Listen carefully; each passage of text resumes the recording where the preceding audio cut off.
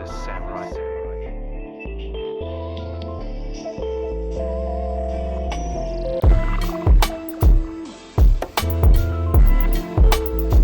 Look in my eyes.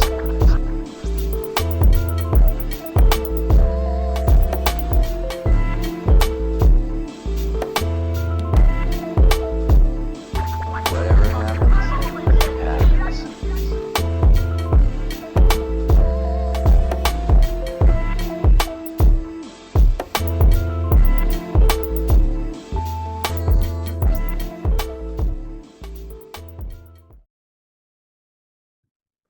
Welcome everybody to the Clueless Vino Show, where wine is what we drink, not what we do. Today I have a special guest. I have Renee, old friend. How you doing, man? Hi, how's it going? I'm good. I'm good. This is actually my third recording of the day. Oh wow, so you've been busy. I've been drinking. Fun then. I get the drunk Brandon. I like it. Yeah. How you been, man? How you doing? I feel like I haven't talked to you in forever. I have been phenomenal. Cannot complain.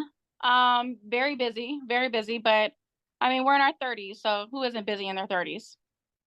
That is a fact. That is a fact. I would like to not be busy in my 30s and rich. That'd be great. Yeah, you know what? Actually, I didn't even mention that I am rich now. So that is what I've been so busy doing, getting rich. I just work as like a hobby, you know? Hey, Yeah. So I should lead with that. yeah, I mean, or I or break me off a little something. You know what I mean? That'll be helpful too. I Uh, got you. My eighth grade formal yesterday, and kids were showing up in Maseratis. So I wasn't doing something right then. Maseratis is crazy. Eighth grade formal, yeah, insane. What about you? How have you been?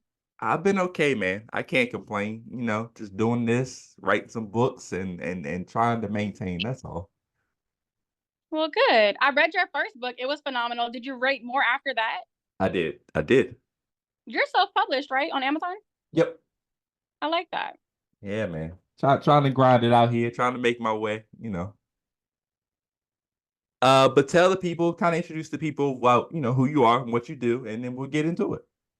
Okay, so I'm Renee. My first name is Augusta, but I got so sick of people mispronouncing it that I started going by my middle name, Renee.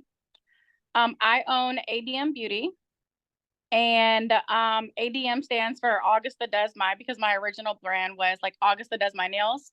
But I'm the owner of ADM Beauty. We opened up as Luxury Nails and Spa back in April, and then changed locations and rebranded in January of this year. And hopefully we have some other things in the work.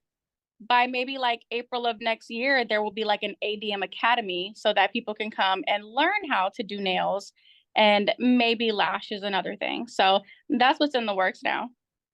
That's actually lofty goals, and it sounds like you did it all in like a short kind of time span. You know what I mean? I did, and buying my first house. I bought my first house and opened the salon all within like a 60-day period. So it was crazy, insane, wild ride. Um, I ironically did it while in the Bahamas, pretty much. Came back on like the 21st, closed on my house on the 22nd, signed papers for the new salon on like the 26th. It was crazy, but I've been enjoying the ride. I can't complain. I mean, I can't wait to get into it more, man. But let's see what we got to drink today. We have I want to say this is Vent, uh, by That, Robert Mondavi. It's a cab sauv, so you said you were a red drinker, dry wine. I've been trying to find the right red, and it's been nothing but reds today. So I'm hoping this might be the best one. are you a dry wine drinker or do you prefer sweet? I like somewhere in the middle. So like I prefer, my favorite kind is Rieslings. I like Rieslings the best. Have you ever tried a Pinot Grigio? Yep. If you like, Pinot Grigios are you might good. Pinot Grigio too, which is like now you're transitioning into like drier. Okay.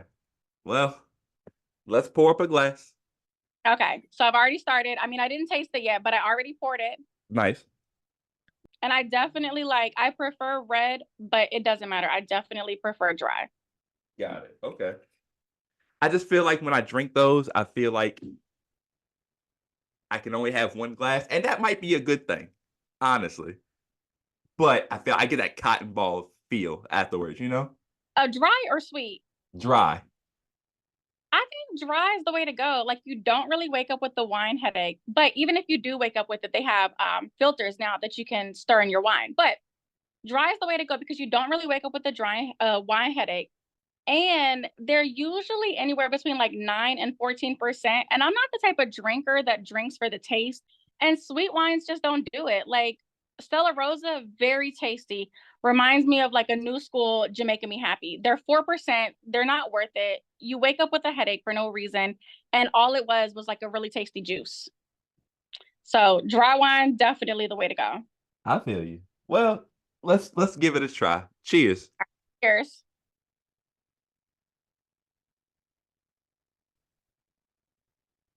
Brandon, this is spicy. No, really? Oh, This is well. very spicy. Hold on, let me see. This is your third bottle of wine today. You can't judge. You don't have your calibers off. That's terrible. It's not. It's probably off. This notes of black cherry and blackberry. This is good, but it definitely has a spicy Yeah. bourbon barrels enhance the sweet spice and smoke. Yeah, this is definitely a spicy wine. Yeah, you can feel like right at the end. Oh, okay. It's not bad.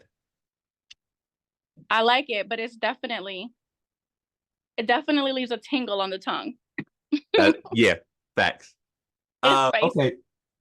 So talk to me about, starting the business. So I was looking up, I was trying to research, and you started. Well, let's reverse back. When did you start and decide that you wanted to do nails and lashes? Like, when did that start first? Okay, so once upon a time, I was an engineer. Like I was an engineering technician for a pretty well-known automotive company. But while I was there, I pretty much dealt with all the isms: Mhm. sexism, racism, like reverse ageism, which people don't think is a thing, but it definitely is. I was in my 20s. I was too young, too bubbly, too fun to like know what I was doing, to Mhm. possibly be competent.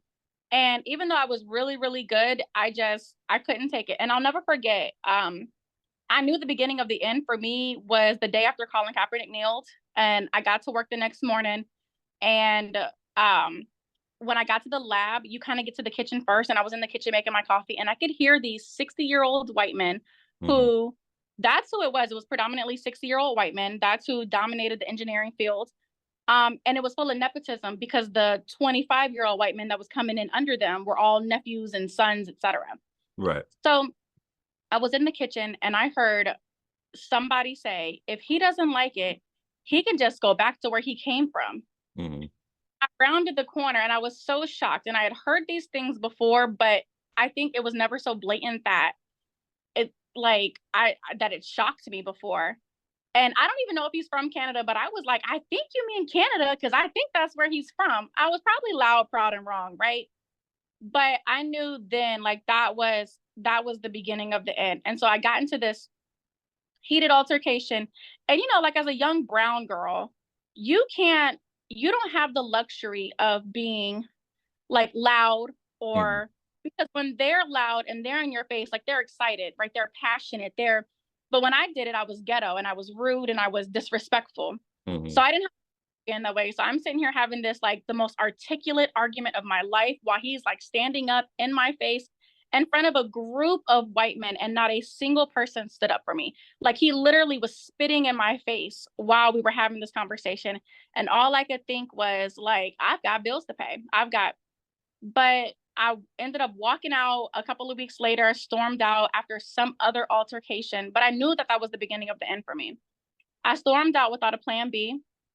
I went home and just like everybody else did, I ordered my first like kit off Amazon, like beginners, like it was this really crappy beginners nail kit, Yeah. and doing my own nails. And I was doing it to save money because pretty much my engineering job was like down the drain. I was looking for another one that was comparable, but that I really was very specific about what I wanted. Like I wanted a woman-run engineering business. I wanted like, and that just didn't exist. It just doesn't. You know, it's a male-dominated field.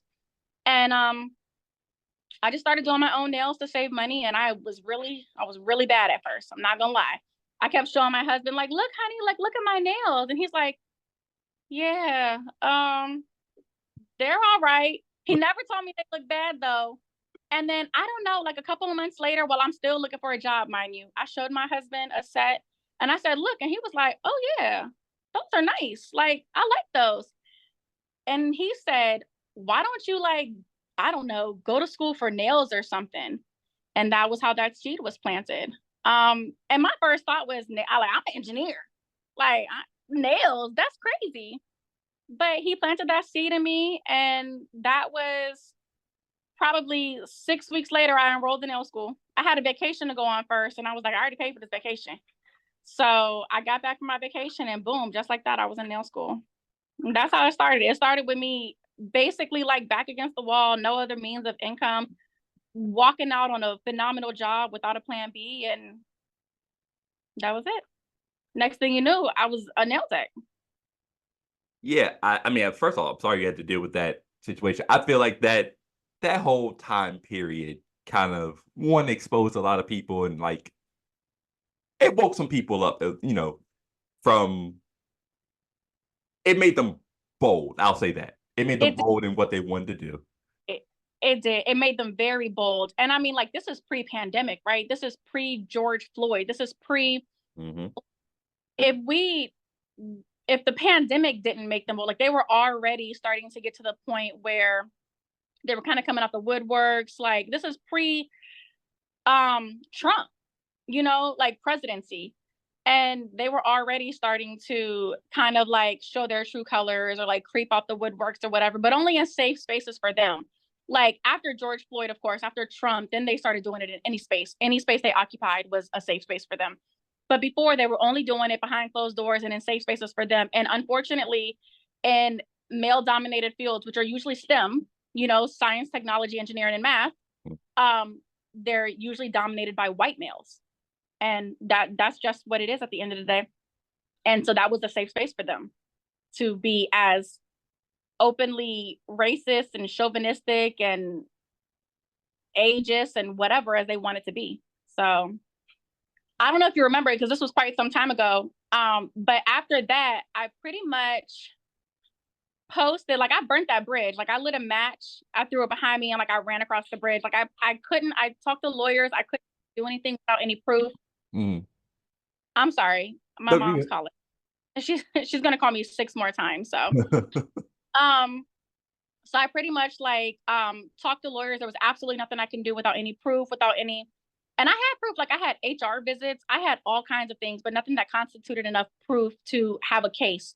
And I even tried to talk to the other women in the lab because a class action lawsuit definitely could have been had, but they were the 52% that voted for Trump, if you know what I'm saying. Yeah. So after that, I felt like my only recourse was to use social media. So I made a post on Facebook. I pretty much named as many names as I possibly could. I named names. I tagged the company. I tagged the people. I tagged their children. I tagged their parents. I tagged their grandmothers. And it went a little viral. Ultimately, everybody untagged themselves. Mhm. And while it didn't do anything for me, what I do know is that it changed a lot of the culture around there because even though I wasn't there anymore, just making that go super public and super viral like that, not super viral, but super public like that, and bringing light all of the things that I know everybody else was thinking, but everybody was scared to say, um, it changed a lot of the way that they did things and handle situations like that. So while it didn't make it a better place for me, a lot of my friends that stayed behind did have better work environments because of it. So I don't regret it. Yeah, And look, I mean, that wasn't even what was for me anyway. Like what God had for me was for me. And now look at me, like exactly. a whole nother direction in life. I completely pivoted. So Exactly. Situation like that, sometimes we have to be martyrs for the greater good. I've seen a lot of different situations recently. Even just recent news, Cassie always said that when Cassie came out with her news, though she may not get the criminal justice that she deserves, it did open the woodworks and kind of It, start to show the layers of what was going on behind the scenes, and now we're in the situation that we're in now. So that's even though you lost a job, I feel like because your impact is felt later on. You know what I'm saying? yeah. And like Cassie, like that was a hell of a domino effect. I mean, if she didn't do anything else,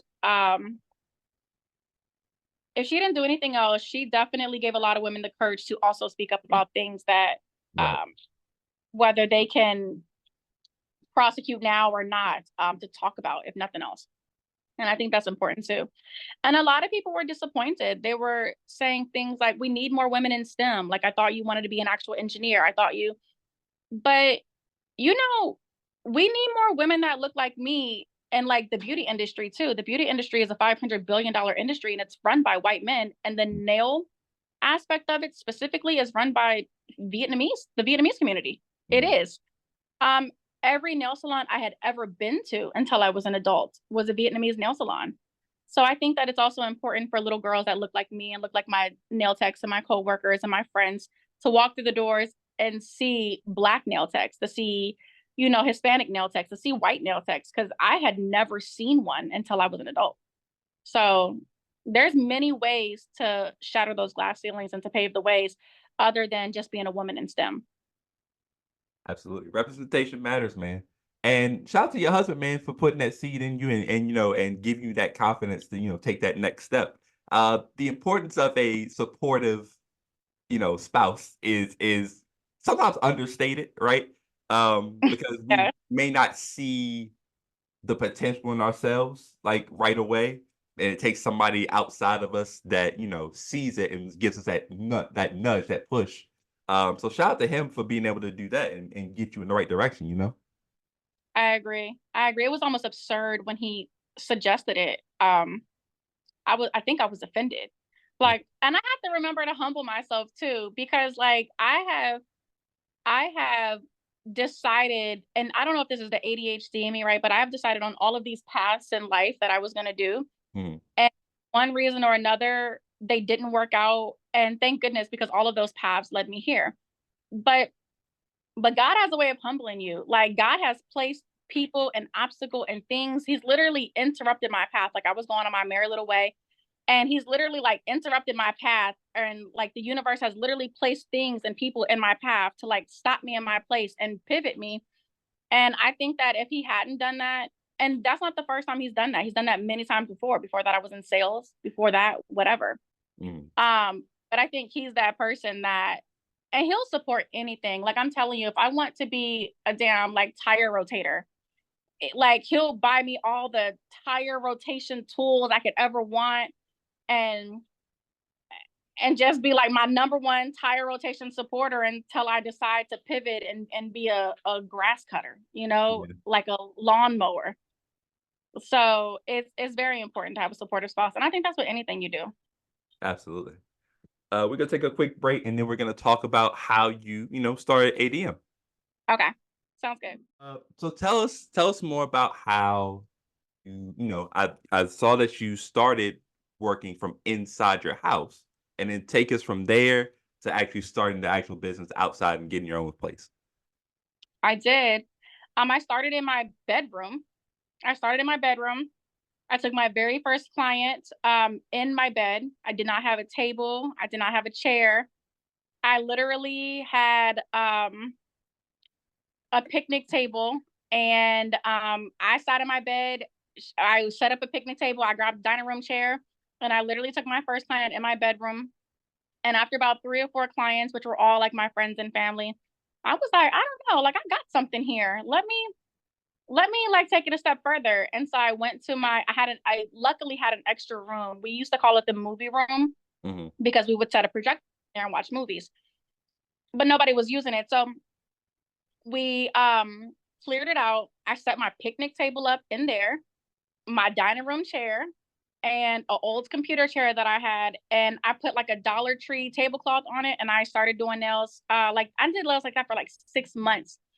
I know that people are always like questioning where they are in their journey, but I always say like you're right where you're supposed to be, because for 6 months I literally used a dining room chair until one of my clients accidentally broke it. And that's the only reason I think I ended up upgrading. And after I graduated nail school, my mom threw me like a "you nailed it" party, and the "you Nice. nailed it" party catapulted me into cleaning out that entire front room and turning it into a complete salon. I had like pedicure chairs, like I had the desk, I had the whole nine, and I had a business warming and everything for it, for my living room, for my literal living room salon. And after that, I don't know, something was pushing me. I had quite a bit of incidents at my house. Like I had one lady accidentally use the bathroom on herself in my house. I had so many incidents that pushed me out of the house. That was like, all right, it's time for you to go somewhere else. So I went across the street. I subleased a salon that was 2 minutes from my house. I subleased it from an old Vietnamese owner who was no longer using the space. We did that for almost a year, and then when I was ready to fully go out on my own, I lease this place. And so we moved about 5 minutes away from our original sublease place. And that's how we got ADM Beauty. I'm not gonna lie, I got stuck on the lady using the bathroom on herself. I got stuck. I Dude, there's so many things that happen in the comfort of my own home that I just couldn't keep bringing like the energy and the strangers and the new people into my home. So yeah. So kind of tell us what people are getting with ADM Beauty that they may not get at another spot. Like really sell it home to the people. Like what separates you from other spots? Well, first of all, we definitely prioritize sanitation and disinfection. We have very interesting pedicure setups. Everything that we use is disposable. We have footsie baths, which are actually disposable liners that go into portable pedicure basins that you use. And the reason that they're important is because, like, I don't know, it's something crazy. Like 80% of adults have some form of fungus. And nobody's out there just like catching it on their own. I mean, I guess they could inside their sneakers or whatever, but more often than not, it actually comes from getting pedicures at a salon. And even if you're going to a salon that uses like disposable liners, the bag liners, if they're putting those jets like inside the pedicure tubs, they're unsanitary because they're never cleaning them out. They're not cleaning out the pedicure tubs. And if you've ever seen a salon like open up those disinfection or those sanitation packets and pull the tools out, that also like doesn't mean that they're as sanitized or as disinfected as you think they are. It's all just like a facade to appear as cleanly as they look. But here we definitely prioritize sanitation and disinfection. We specialize in senior citizen pedicures and diabetic pedicures. And the reason why it's so important that diabetics get pedicures the correct way is because they don't heal the same way everybody else heals. So if you accidentally cut them or nick them, or it could take them months, even years to heal up from something as simple as like cutting the toenails too short or whatever. So not only do we prioritize sanitation and disinfection, but the vibes are different. Like our whole motto is like, come see what all the talk is about. Like, come see what the vibes are. Yeah. We have, and I'm not going to say all American because that's not politically correct. We actually have a woman in here that works from, that she's from Guam. We have somebody from Germany. We have somebody from, but the vibes are like upbeat, fun, fast paced, energetic. It's just fun. And the vibes are always good. You're always going to leave feeling like you just visited an old friend. You're always going to leave like, that was so much fun. I literally cannot wait to go back. We are one of the very few salons in the Hampton Roads area that consistently rocks between a 4.9 and 5-star rating at all times. And it's not because our work speaks for itself. It really does. We're called Instagram nail techs.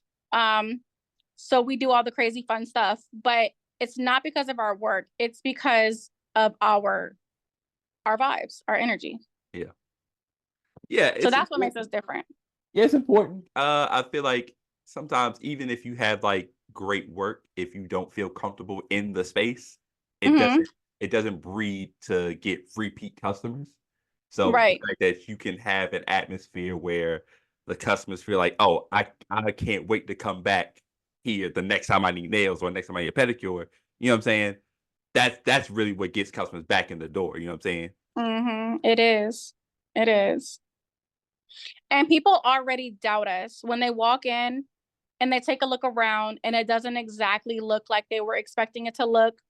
They walk in, they see a bunch of young women, a bunch of women of color, a bunch of it doesn't they're already expecting it to look a certain way when they go into like a nail salon. Mhm. So they're already like taken aback. And we've had people literally, I kid you not, we've had people literally walk through the door, take a look around, and walk back out. Yeah. I'm not kidding. And Yeah. everybody's like, hi, hello. Oh, oh. We've had people do that more times than I can count. But just as many times we've had people walk through the door and be like, oh my God, like I can't believe I thought this was an economy salon or an Asian owned salon or whatever. And it feels so good for them to sit down with women that look like them, that can chit chat with them, that can shoot the shit, that can talk about their day, their life, um, and I'm telling you, every single time a new customer leaves, like they leave booking their next appointment because they can't wait to come back. So that's why we're different. That's why. I think the reviews speak for themselves. I think like the and we have reviews on Google, we have reviews on Style Seed, on Facebook, and I think they speak for themselves. Like people just love the energy. That's what it is. It's good music, good vibes, good conversation. That's important, man. That's important. Have Um, you ever gotten your nails done? I was gonna ask you. Manicure, pedicure? I was gonna ask you. That was my next question. See, girl, I do this hosting thing so well, right? Um, what do you say to the person, or let's just say, what do you say to the man who has never gotten a mani or pedi or done his nails or any of that? What do you say to him? Like, let's say that person just feels it's different to them. It's foreign to them. What do you say to that person? Are you the man? Again, let's just hypothetically. How about that?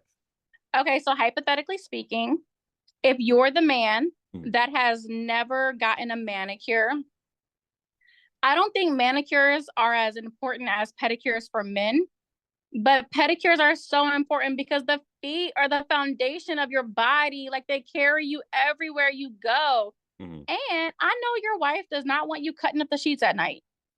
Like men, I think that it's 2024. Manicures, pedicures, they're not, we have to like, I don't know, like defeminize those stigmas. Like we have to, like they're just a part of like good hygiene. They're just a part of self-care. Like even for women who never get their nails done and never get their feet done, women and men, like it's not a luxury. It's not a spa day. It's literally like a self-care priority. Mhm. You should get pedicures. Pedicures are preventative maintenance.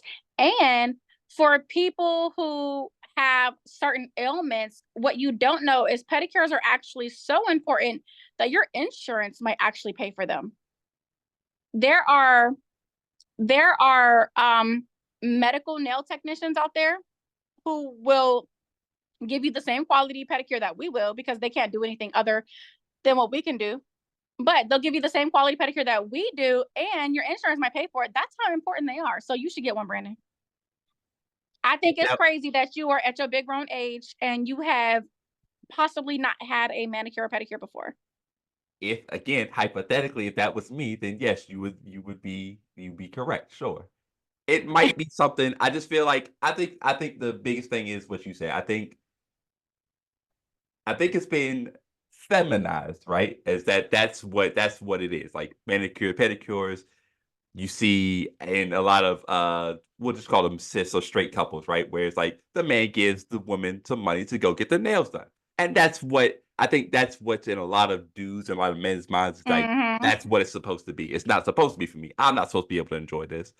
But I have seen a lot of people being like, hey, I go get manis and petties. I don't judge them. I'm like, yo, that's cool. You should do that. You should want to do that. I don't like, if this was me talking, right? I don't like people messing with my hands and feet. That's all. Is it because your hands and feet are bigger than the average person's hands and feet? I mean, that's just accurate off a rip, right? That's we both we both know Is that, that right? Yeah. is that like maybe why like because we have pedicure buckets that will accommodate a size 14 shoe. Renee, now you know that's not the shoe I wear. What is it? What is it? I wear a size 18, Renee. You know that. Okay, so what we have are buckets that we can purchase that are traditionally for other things, but that will accommodate a size 19 shoe. I would be happy. That's what we should do the next time we're together. I would be happy to give you your first pedicure. You'll never go back. Like you'll be looking for a nail salon in your neck of the woods, wherever you are. You'll be looking for one that'll accommodate a size 18 for the rest of your life because pedicures are relaxing. There and just to have the massage that comes with pedicures, the scrub that comes from pedicures is so therapeutic. Hmm. It's good for achy muscles. It's good for I don't know, this is my third glass. So it's good for a lot of things. But you should get one. I should give you one. We should do that on camera. Are you ticklish? Nah. Oh, well then that would be easy. Yeah. I lost all my laughing a while ago. I'm like a child. I can't get a pedicure because I'm way too ticklish. So it's not even enjoyable for Renee, me. that doesn't make any sense. You I can't get be. pedicures as maintenance. I get pedicures as maintenance because it's important to get them, but I don't exactly enjoy them because I'm so ticklish that I have to literally hold my leg down myself. Luckily, my master pedicurist here is strong enough to hold my leg. Otherwise, she'd get kicked in the face. But that's just because I'm ticklish, not because of any other reason. So yeah, so we're gonna schedule that on the next episode Okay. that I'm on. I'll let you hold that to me.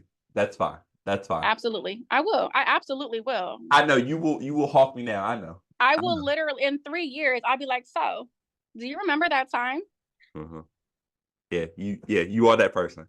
I would like to say, and I mentioned this to you when I first approached you about doing the episode. I'd like to talk about how high school and those years don't define us, right? I remember growing up with you, right? I'm a little older than you, but I remember like being in school with you, and I remember how you were treated, right? How was I treated? Say it for the people in the back. You weren't treated the nicest. Why? Because I was a new girl? Because I was bright yellow? What was it, Brandon? Why did they pick on me? It could have been multiple things, right? We're kids, man, and people start things because they're jealous or like they have insecurities. We were kids, man. I like to give people the benefit of the doubt because you throw a lot of raging teenagers with hormones and all this stuff in one spot, and you expect them to all just be like normal kids. Like it's a bad environment. Whatever. Like you have to do it. It is what And it is. I had to always come out swinging. It was crazy, right? I remember. I actually remember one of the funniest stories is I remember one day somebody said I think I was out of school, it was like after school or something, and somebody said that heard Renee got jumped, right? Bro, you came. There was nothing. You had no scratches. I was like, wait, No, this girl was I jumping didn't. of But you all know who time. did? The people that jumped me had scratches and all kinds of. I'm not gonna get into what they had, but if I remember correctly, and memory is such a fickle thing. But if I remember correctly, I think I stood up after the fight and was like, "And don't do it again." But what hurt me the most about that situation was, and this actually taught me a lot about adulthood and friendships. Because while I did grow up fighting, and y'all know I did, anybody that knows me knows that I had to fight. I don't know what it was. I don't feel like I bothered anybody. Mhm. But I mean, like, that's my perception, right? That's my truth. I personally don't feel like I picked on anybody. I didn't bother anybody. I was like fun and bubbly, but I know some people thought that maybe I was stuck up but I was quiet. I was socially awkward, but because you're pretty and socially awkward, it automatically translates into stuck up. And that's a thing we have to let go of too. Like I have to tell my daughter that too, because my daughter is pretty socially awkward, but she's gorgeous. Mhm. And I just don't want her to have the same high school experience that I had. Being socially awkward and pretty means that you're automatically like this target or whatever. Mhm. But I grew up fighting. I really, really did. And what that situation specifically taught me, they taught me a lot about friendship, and it taught me a lot about trust. Of that, I actually have like terrible memory. So I don't remember a lot of things, but I remember about that is that my friend is the one that told me, "Come on over here. Come on to this side of the street." Mhm. My cousin is one of the ones that jumped me. One of my best friends is one of the ones that jumped me. And one of my good friends is one of the ones that set it up. And I'm going to be honest with you. I'm not saying that they were jealous. I'm not saying that I don't know what it was, whatever was going through their minds, whatever. They have each and every single one of them has apologized to me since. Even they don't know what it was. Mhm. And while I have chosen to accept each and every one of their apologies, I will never invite them to a cookout. I will never be at a family gathering with them. I will never allow them into my home. Ever, ever, ever.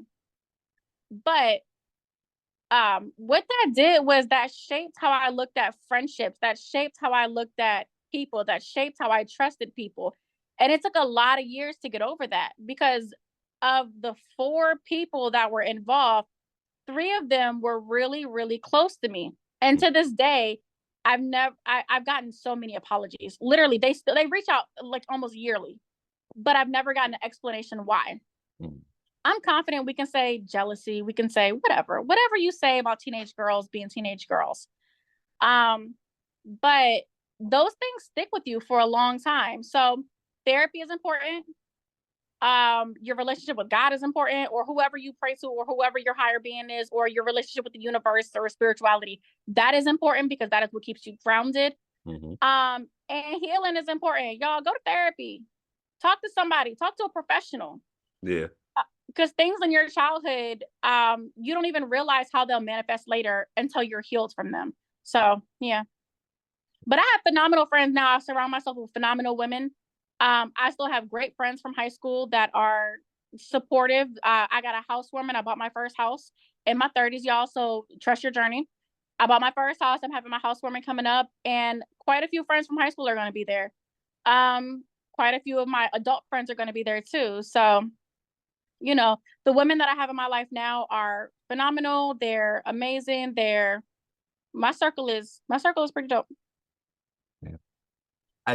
I'm proud that you didn't allow that rough upbringing and that situation to like define you. Because I think that's I always like to say that some people peaked in high school, right? Where it's like they always feel anybody to me that says, "Oh, I miss high school. I want to go back to those days." Like anybody that says that to me, immediately, It's I'm like like, a red flag, right? "Bro, like Like that's absolutely not. That's nuts to me. I think that's you were crazy." definitely cheerleader, like captain of the football team. Like I for sure, I know. Um, but there is so much, and you know what I'll say to the people that still live in my hometown personally, there is so much world out there to see. Like there is so much more out there. Like get out, go see the world. Like get off the Eastern Shore, get out of Virginia, get off the East Coast. Yeah. Like get a passport. There is so much to do and so much to see, and you'll never be able to expand your horizons. You'll never be able to see past high school or past your peak or past whatever your golden years were or whatever until your horizons are expanded.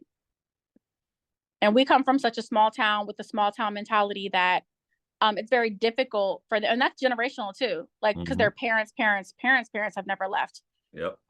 But it takes nothing but a plane ticket. I always say buy the plane ticket and the accommodations will follow. Once you buy that plane ticket, you got to figure out the accommodations. Yeah, because one thing Brandon Braxton not gonna do, he's not gonna waste no money. Right. If I buy I that ticket, tell I'm out you, of here. I leave the country quite a few times a year. Quite a few times a year. And the first step buy the plane ticket. Once you buy the plane ticket, childcare and accommodations, they're gonna figure themselves out. Mhm. Like That's a fact. once the plane ticket is purchased, like you gotta hustle to figure out the rest. Yeah. And you will figure it out because you're not wasting You that plane not ticket money. right. Don't buy a refundable plane ticket either. Like be irresponsible. Like Sometimes being irresponsible is okay. Sometimes. it works out, right? No, that's really my advice. I say all of that about my career, peaking in high school, starting a school next year, a salon, blah, blah, blah. I wanna make sure that if y'all don't get nothing else from this, I'm gonna go on a completely unrelated topic and say buy the plane tickets. That has nothing to do with anything that we've discussed, but Yeah. it's so important to just buy the plane tickets. I don't care if you Klarna them. What do they do? Afterpay, Yeah. paying for. I don't care what you do. Once you buy those plane tickets, that's my biggest piece of advice, especially people with no kids. Oh, if you don't have no kids and you haven't bought the plane tickets, what are you doing with your life? Yeah.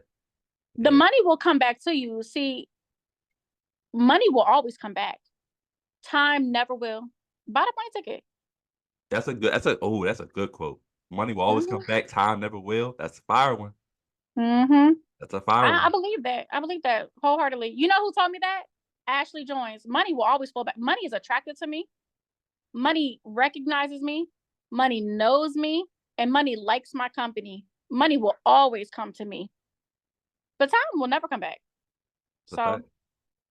Speak that word, girl. Okay. Okay. That wine is doing numbers on you. listen, it feels so spicy. You know, after you've had like 3 or 4 glasses, it's supposed to mellow out. Nah, not this one. Yeah, I don't know. This one was something special. It was aged in bourbon barrels. See, that's what it is, Brandon. I You're like the wine connoisseur. See, but first of all, no, I'm not. The show is called Clueless Vino. No, I'm not. I'm just out here drinking with some friends, man. That's all. That's all I'm doing. This was a good. This I'm gonna introduce this to somebody else. This was a winner right here. Yeah. Let me get you Mhm. out of here with some quick hits, man. Some questions I like to ask the guests. Just rapid fire. You answer however you feel. Okay. I'm nervous. You should be fine. Okay. Your husband. What is your go-to meal to cook for your husband? Spaghetti. He hates it. What? It's easy. It feeds the whole family, but my husband's a part of it. I'm not a cook. Fair. Okay. I'm not What? a cook. Okay. What can he cook you that melts your heart? Seafood, Any specific particular seafood? like a boil bag. Okay. You do shrimp, crab legs, potatoes, corn, sausage? Yes, and he'll throw eggs in it, but he's from Florida, so I don't know. That's the thing. The egg thing always throws me off. Just I like it. Like I'm not an egg in my seafood kind of fan. Like I'm an egg in my chef salad fan. oh, chef salad. Oh, Brandon. oh. Next question. Next question. What is a food that you wish more people would try? Um, exotic meats. I hope Okay, PETA doesn't get me for that. they're gonna be okay. Just give an example of one. Kangaroo, ostrich. You what? Why have you had kangaroo? You must have went. Did you go to Australia? No, I went to Steak and Tonic in Newport News, Virginia. It's phenomenal. Y'all should try it. And they just have randomly kangaroo. I'm not eating the kangaroo, dog. I'm not doing that. Listen. I'm not eating the Before you kangaroo, open Renee. your mind, you're so closed-minded. You've never had a pedicure. You've never had kangaroo. Get it together, Brandon. Renee, I'm not eating it. I love kangaroos. They're they're nature's favorite boxers. I'm not eating a kangaroo. Okay, you don't have to go so far, but like frog legs, escargot, like all of Frog legs those is things fine. are Frog legs is okay. chicken. I had a friend, we went to a birthday dinner the other night and she had gator bites for the first time. She was appalled that gator was on the table. And I'm Oh, thinking to myself, it's gator. Like it tastes gator's like chicken. delicious. What? But gator is delicious to you. Like gator is delicious to us because we've tried it, but like it was so exotic to her Fair. that she couldn't believe she was eating gator bites. Well, it's called Steak and Sonic, y'all. I'm not a paid advertisement or anything like that. Just try it out. They have exotic meats. But you can get things like frog legs in a lot of places, gator in a lot of places, escargot in a lot of places. Just try it. Stop turning your nose up. Just try it. You might love it. You might love it. Okay. Okay. Let's say you can only get one set of nails for the rest of your life. What do you get? Short, nude nails. Just nude. Just like that's like common? Well, they match everything. I would say short red nail because have you ever heard of the red color theory? I'm listening. It's a whole thing. Google it. But I would have said red because red is a power color. But I feel like I've already entered all of the rooms that I'm going to enter Okay. forcefully. Every room from this point forward, I'm going to enter gracefully. So I no longer need the color red. So I would go with like something soft and feminine, like nude. If I have to do it for the rest of my life, I'm thinking long term here. Okay. Listen, you got a plan. I like that. I like when people have But a Google plan. the red color theory. It's fascinating. The red color. Only red color theory I know is if you have a red car, the cops will 100% likely stop your car. And your insurance will be 100% more expensive. Good luck with that. Yeah, I'm not buying a red car. I do like red. Red is one of my favorite colors, but I can't. Red is a power color. Red is the kind of color that women wear when they command boardrooms. Okay. Okay. That's not the wine. That's a real thing. I believe it. I feel like I don't know why I just had this question. I feel like I need to ask you the question. Are you into astrology a lot? I'm not at all, actually, unless you're a Gemini, in which case I will shun you. Okay. Why are you only shunning Geminis? I don't know. Like, they're the only sign that absolutely lives up to their sign every time. Like, have you ever met somebody in the real world and you're like, you're a Gemini, aren't you? Every Gemini I've ever met is crazy, insane. Don't come after me, you guys. They're crazy. They're insane. My mother is one. My husband is one. My best friend, Jennifer Kintanar in high school, she was a Gemini. Not the They're Gemini. all cuckoo. I love her. I love her to death. Shout out to her. She just became a licensed real estate agent. When you need a realtor, call Jennifer Kintanar. However, she's crazy. Like every Gemini I've ever met, nuts. I've reached like my capacity for Geminis. Like if there was a new one that tried to enter my life, like there would be like a force field because I don't have the room for any more Geminis. Okay. I'm sorry to all the Geminis who are watching this right now. I apologize. I did not know that was coming. It's okay. They accept your apology. Cool. That's great. Okay. I like to end on these questions. All right. Ready? Yeah. So, one movie, you're on a deserted island. One movie, one TV show, one album, one meal for the rest of your life, and one book. One movie is going to be, I'm going to go so cliche here and say The Notebook, but one show is 100% True Blood, although I hate how they killed everybody at the end. Okay. Don't judge me, anybody, please. One album is definitely going to be any India RE album. I was gonna say Spice Girls, but I'm not gonna put myself out on the internet like that. And one book, as silly as it sounds, I'm gonna say anything. Well, J.K. Rowling actually Is problematic. If It's problematic. I have to say one book, I'm gonna say The Never Ending Story because I simply cannot think of any other books that I would be satisfied with for like a deserted island rest of my time there.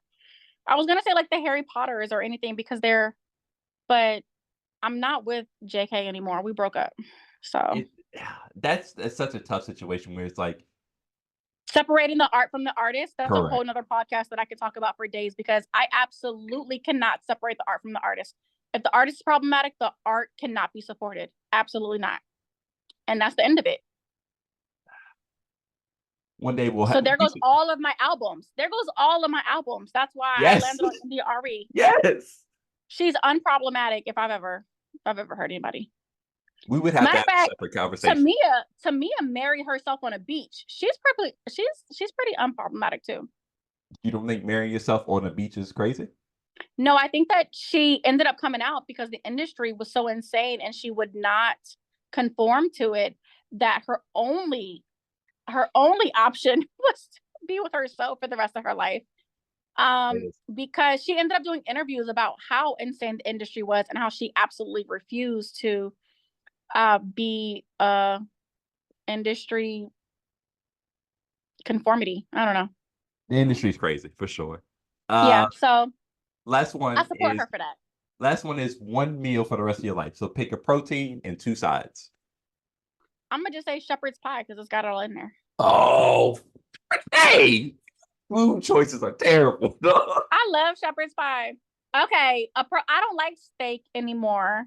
Okay. Because I'm gonna say lamb, mashed potatoes, and I know broccoli is basic, but I love broccoli. I just really do. Cauliflower, like a broccoli cauliflower medley. I'm Can not I mad do at that? that. I love that. I love broccoli cauliflower. Delicious. Okay. Delicious. Shepherd's pie. No, man. Is lamb exotic or is lamb? I think that's regular. Okay. I think lamb like kind of lands on like the does it land on gamey meat though?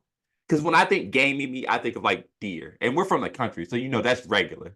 Well, when you get lamb at a restaurant, they ask you how would you like it cooked, and so anytime it's cooked well, medium well, or higher, it becomes gamey. Well, who the hell is doing? Well, never mind. Let me rephrase that. I know who's doing that. The people that are eating it with ketchup. I want my people to stop doing that, but they won't. So, until they do, you know, it is. I agree. So that's what I'm gonna say. A medley of cauliflower and broccoli, mashed potatoes for my starch, and lamb. Lumpy Was mashed that potatoes are sufficient? smooth. Smooth. Oh, okay. That's fair. I'm not mad at that. I do like a little lump to mine, but that's cool. I'm not mad at that. Do you like a lump to it with skins? I like skin in my mashed potato. That's fine. If it's a red mashed potato or a yellow? Preferably red. But you would settle for yellow? The thing is like I like on a regular baked potato, I'll eat the skin on it. That doesn't bother me. Like I know some people eat out the potato and just it, but I'll eat the skin. That doesn't bother me. Have you ever answered these questions before? Yeah. Okay, answer them again. I can't Movie, do that though. show, book. I can't do that. I don't do this on the show though. I promise. I never do this on the show. All right, humor me and give me a meal. Okay, a meal. Let me see.